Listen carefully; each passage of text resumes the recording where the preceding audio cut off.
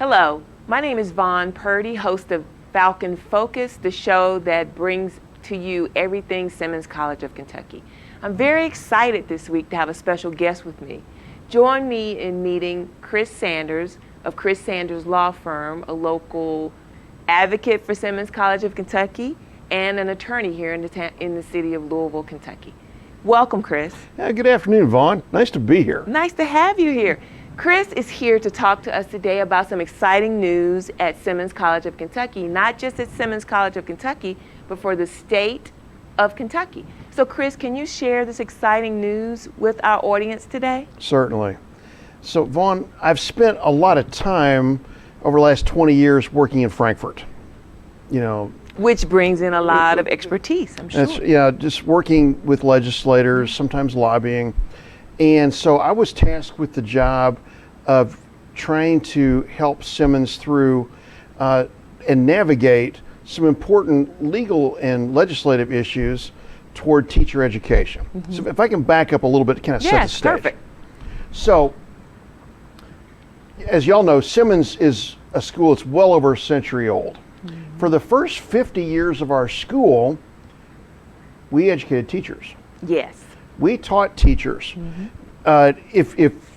If you look back in the historical records and you see historical markers, you'll see that Simmons was considered a theological and normal school. Exactly. Explain to people what that means, Chris, because that's historic. Theology, of course, like preaching. Right. Normal meaning teaching school teachers. Right. Our business and primary role from the very beginning was to teach school teachers. But here's what happened. Mm-hmm. It's a shame. Long about the 1930s, y'all remember the Depression? Yes. Our school fell on very hard times. And what was lost in all that was basically losing most of our programming to what is now the University of Louisville. Exactly. And so all that was basically left was training of pastors. Mm-hmm.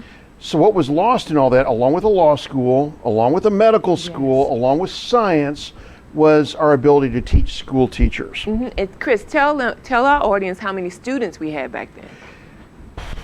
I wish I had a good number. You tell me. We probably had about 500 students during that time because there were so many diverse programs. Mm-hmm. And we, as you know, the school was founded by slaves who brought aboard a education platform to teach students how to go out and be gainfully employed post-graduation. So going back to what Chris said is very vital to the success and survival of the college. So fast forward from 1930 to 2021. Yes.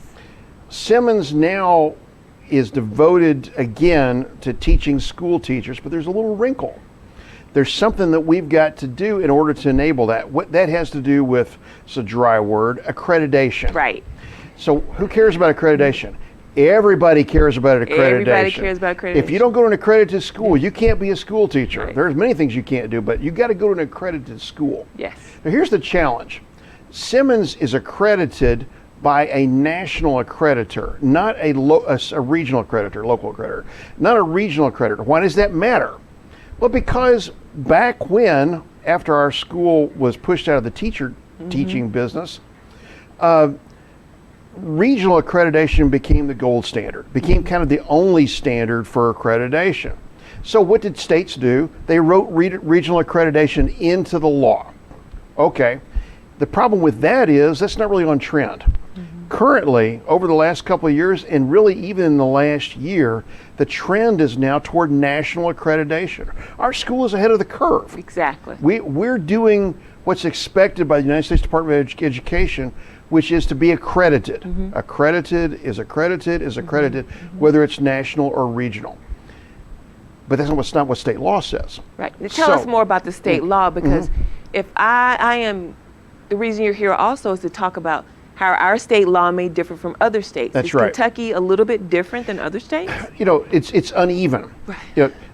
States are in the business of education. It's the biggest thing states do is to teach people. Mm-hmm. And so it's where a lot of our budget goes, it's where a lot of our infrastructure is, it's where a lot of our accountability and bureaucracy is. That's what states do. Right. And states, being closer to the ground, maintain their control.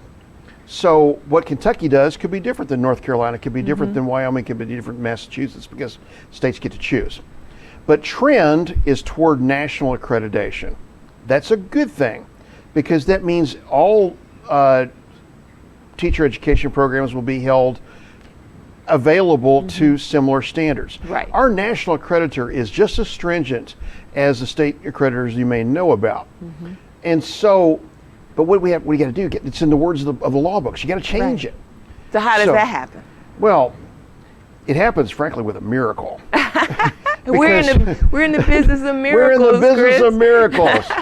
Because states don't change quickly. Laws don't change easily. But we went to our friends in state legislature, bipartisan. Exactly. In very bipartisan important now. fashion. We went first to, I got to sing their praises. Senator Morgan McGarvey of Louisville, Senator Gerald Neal of Louisville. We went to them early on and said, look, there's a wrinkle here that needs to be ironed out. It's just wording. Can we find a way to make sure that our accreditation and our status as an historically black college can be recognized under state law? Can we smooth out that language? They go, yeah, that can be done. All you're doing is putting new words in, and additional words, you're changing Now, words. how long did that conversation take? Sounds like it was a quick one. Well, it's a short conversation, but when it comes to wordsmithing, you do it over a little bit of time. Okay. Think about January as a whole month long. It took a long time. Okay. That's not bad at all. The second thing is this. As a school with national accreditation, and our students were not eligible to receive the Kentucky tuition grant. This is serious money. Very $3,000 a year. That if you meet other eligibility requirements, you can have $3,000, just like other private schools. But we weren't eligible because we weren't accredited. Nationally accredited. Nationally accredited. So now we kind of had to work through some, basically thorny issues about national accreditation. National accreditation used to mean kind of fly-by-night for-profits coming in, taking their money and taking it out of Kentucky. That's what people thought of as national accreditation. And we kind of made sure that we keep those fences high to keep quality strong. But that's not the way things are currently. It's off trend. That's the old way. The new way is what we're doing now. So we wrote language alongside these wonderful senators to say this is only about nationally accredited historically black colleges. So that narrows us down. Did I say Simmons College? Did you? Well, you can't put the word Simmons in the law. It doesn't work that way. But there are 101 HBCUs and 2 in the state of Kentucky. And one of them's already accredited. This is the Simmons teacher law. Yes. Okay. So it gets better. We also we find out that Kentucky State, our other historically black college in Kentucky, a public land grant university, wants to work alongside state legislature and partner up with Simmons College. And so they'd already been having that conversation with some state legislators. Let's do this together. Right. Why not do this together? So we did. That conversation is important across partisan lines because your viewers know that we have a Democratic governor, but we have a Republican House and a Republican Senate, which means the laws don't pass until they are bipartisan. Which probably is a miracle in itself, as you brought up earlier. That's right. Yep. There's many things that never get done just because partisanship. But it's the year of the HBCU. Say that again, Chris. The year of the HBCUs. Yeah. Following 2020 and all the excitement across the country, that I often refer to as Black Lives Matter 2020. Right. Following 2020, people are looking to what we should be doing for substantive change. Exactly. I sometimes call it moving from protest to productivity. Exactly. What better than a school? Right. Who doesn't love a school? And who doesn't love education? And who doesn't love education? So putting racial justice through the channel of education, through a historically black college, makes a lot of political sense. Maybe not partisan sense, but political sense. And so Republicans and Democrats alike were going, oh, this is a good way to do some work for racial justice. Exactly. So we worked closely with both sides, Okay. worked with, again, more credit. The president of the Senate is a Republican. Yes. I went to law school with him, by the way. Does anyone know who he is? Tell our audience. Senator Robert Stivers from Yeah. Clay County, Yep. down in the country, from a poor place. That kind of matters because He's seen because disparity in education. He's That's seen right. poverty, so he understands. when he talks about Clay County, we talk about the West End. We're kind of talking Similar. about similar circumstances. And so Robert Stivers made this a cause for himself, led other folks in leadership. Senator Max Wise in the Education Committee and more all wanted to do this. Let me tell you how well they did it. Great. It's a short session, short meaning 30 working days. That's That's short really in short. legislative terms.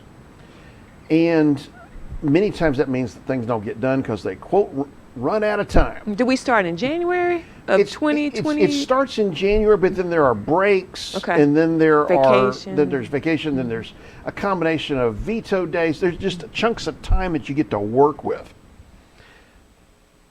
It works. It moves along at legislative light speed. There's the only way to describe it. It gets filed at the end of January in the Senate first, rips its way through the Education Committee, Great. makes its way to the floor, gets passed by the Senate every time unanimously. Great. Every single time. Unanimously, people. That does not happen. That does not happen. And then, but then you got to start the process all over again. You got to go to the House. And so you get the bill has to jump, having done well in the Senate, has to jump to the House to go to committees. And there's readings, and there's process, and there's votes. But it rips its way through the committees. How long was the bill? Like paper-wise, how many pages? With 3 different subjects. And I forgot to tell you about the last one. Give me a second. In 3 subjects, it's actually pretty short because it's basically about the definitions. Okay. As in the law, the devil is in the definitions. details. In this case, the angels are in the definitions. Good one. And so basically, we had to rewrite the definitions to write Simmons in. Okay. That's what happens. And so makes its way through the House committees, through the readings. Then it's got to get to the floor. This is a fairly exciting and short session. There are things that have priorities. We think our bill's a priority. Everybody thinks their bill's a priority. Certainly. So the one thing that we weren't worried about, which was Governor Andy Beshear. Okay. Governor Beshear, should the bill make it to him, will Right. pass. And so, but you got to get through all these steps, and there are things that come through, and they have to get done within this short window of time. So on the very last 2 days of the session, the last 2 days you got to work with, we're watching to see whether or not our bill is going to get called. How long did that process take? Were you just in the chamber and watching Yeah, and waiting? a lot of this is virtual these Okay. days. You can't really Right, really go there like Right, you like you you're used to, yeah. But we're making phone calls and we're talking to our friends. Yeah. By the way, thank you to our friends at Brown-Forman Corporation. Great. Who- And we at Simmons College of Kentucky were calling everybody. I remember one morning I called everyone on my list. That's right. So- Our friends who are trustee members, Yes. our leaders, our corporate Yes. partners, others in nonprofits and Yes. foundations. Everybody was putting their weight on this to say, pass the Simmons Teachers Yes. Bill. And so late night, the very last night of the session, What time? Can you recall? 10:30. Whoa, that really is late. We're creeping our way toward midnight. Yes. Because midnight means there's a new day and there is no more day. Right. They call the Simmons bill, and President Cosby is kind of standing by.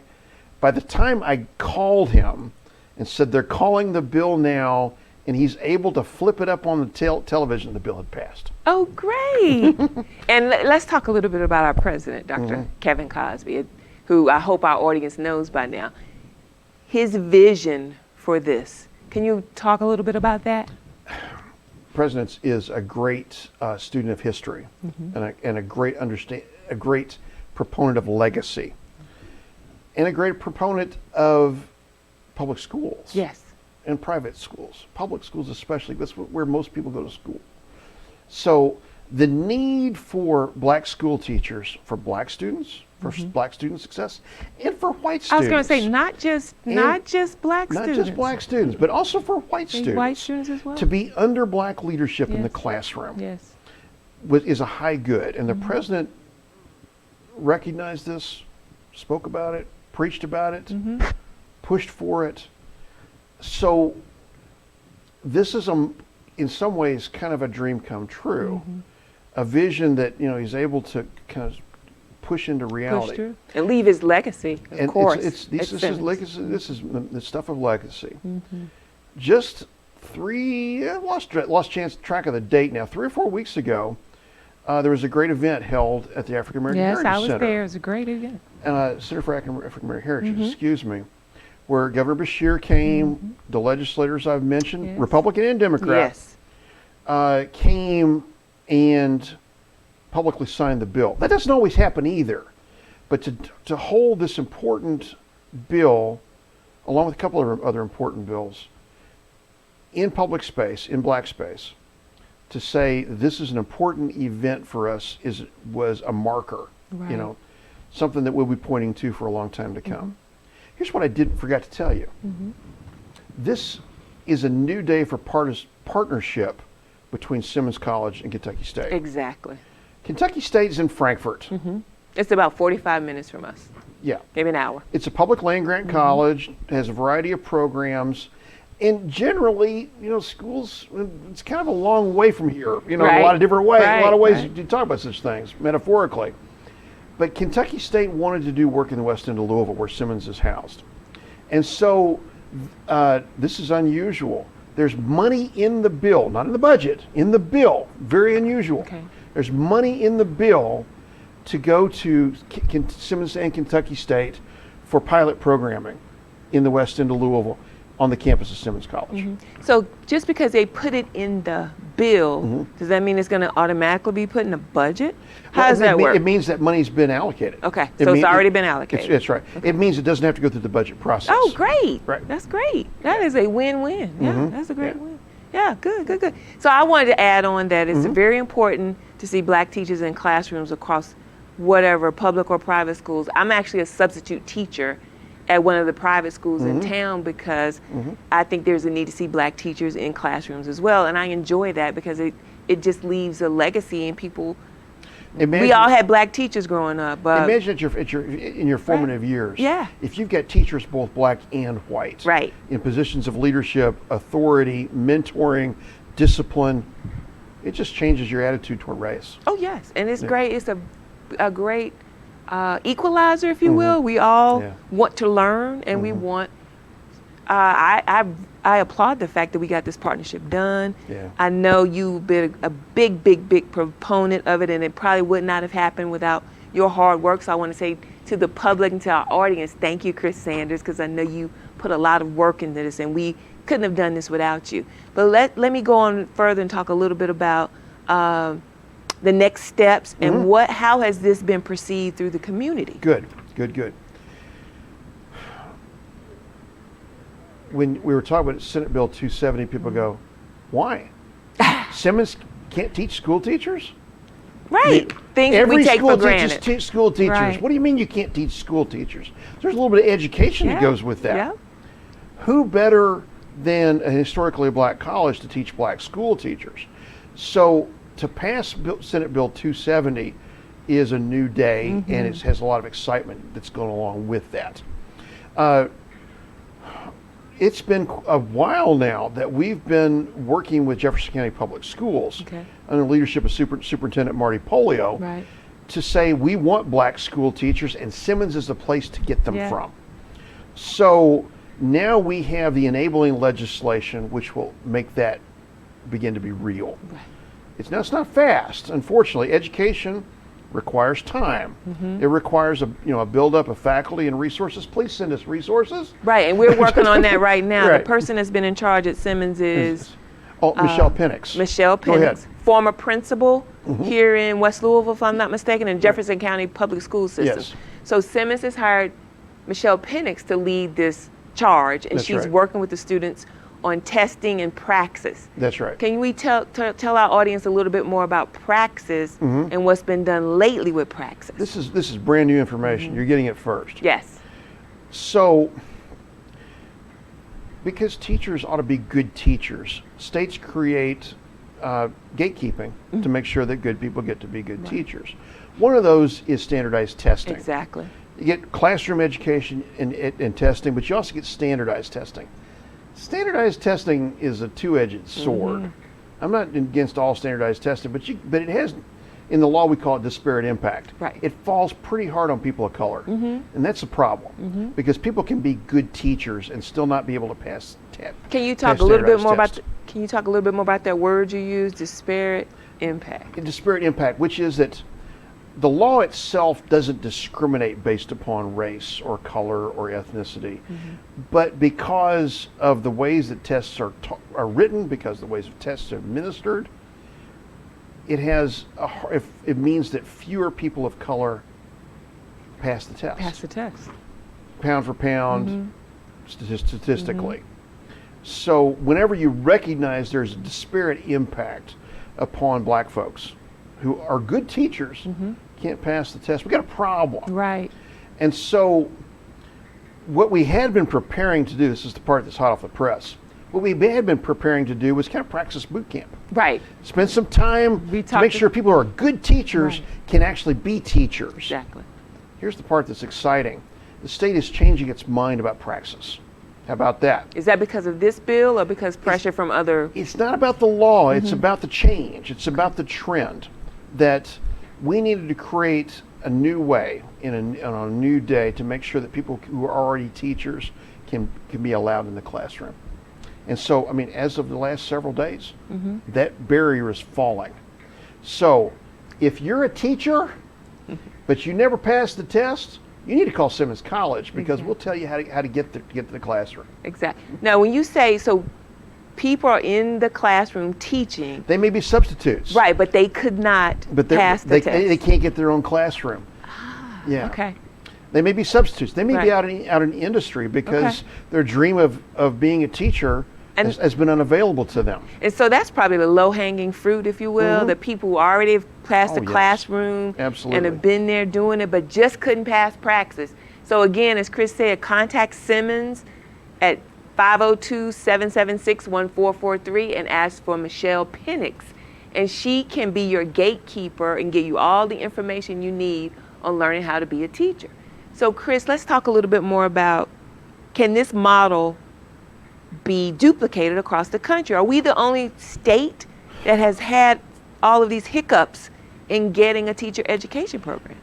Do we know? I think we're probably more the rule than the exception, unfortunately. Okay. I think that other states ought to look to Kentucky to say, look, if your state only recognizes regional accreditation, that's the past, not the future. Okay. Look to Kentucky to be on trend. Believe it or not, look to Kentucky.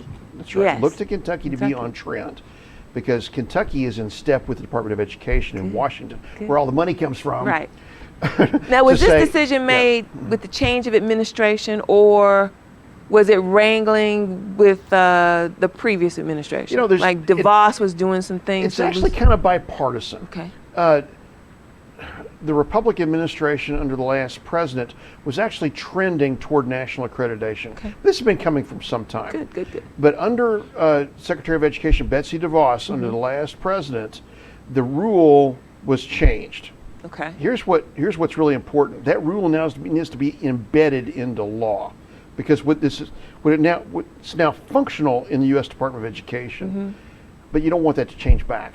Right. And so do we know where that stands right now? It may be that federal law needs to change, but as long as federal bureaucracy is going the right way, we're okay, at least for the moment. But we want that to be permanent, not temporary. Well, maybe they need a Chris Sanders in Washington. Everybody does. Although we would not want to lose Chris Sanders here in Louisville because he's doing great work in the state. Why, thank you. Yeah. Glad to go to D.C. for Simmons anytime. Exactly. So we're going to have to send Chris Sanders to lobby on behalf of creating great teachers everywhere. I appreciate that.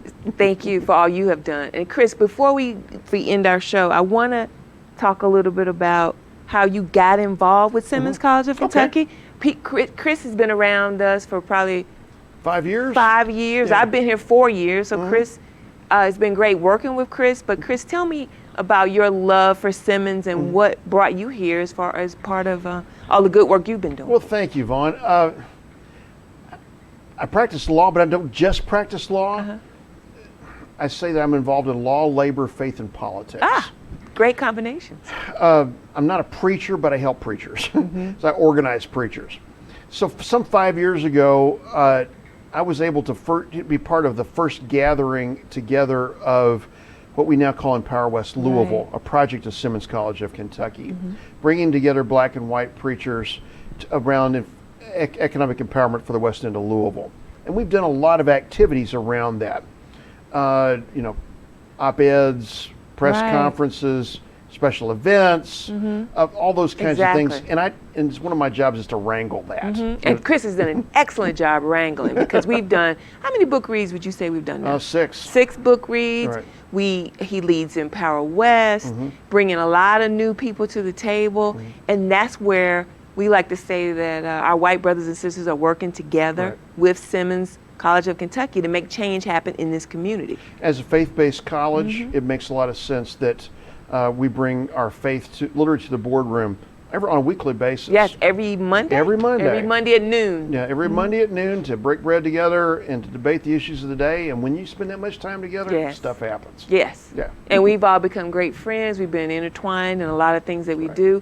And Chris has been a great asset to Simmons College of Kentucky. And again, I want to thank him. Thank you. But I also want to let people know that more about the education program. Chris will keep us updated as changes come forward. And do we know when the praxis information is going to be made public? I don't know. I got it directly from Michelle Penix. So hey, Michelle, I hope you're watching the show. That's right. Shout out to Michelle We have Penix. to bring Michelle on the show next. Absolutely. I think this ought to become public information quickly, thanks to your show and more. The other piece of it is that Simmons is going to go on and start teaching school teachers itself. Okay. So that we are building a school of education.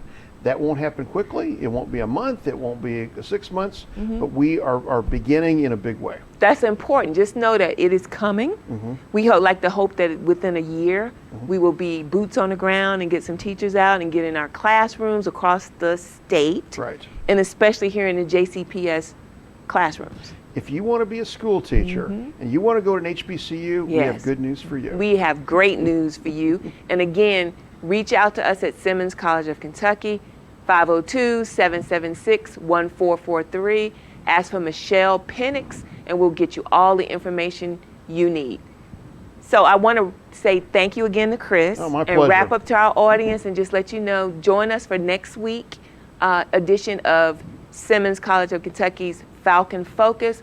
We're going to have part 2 to this series about our teacher education program to tell you how it directly impacts Simmons College of Kentucky. Thank you again.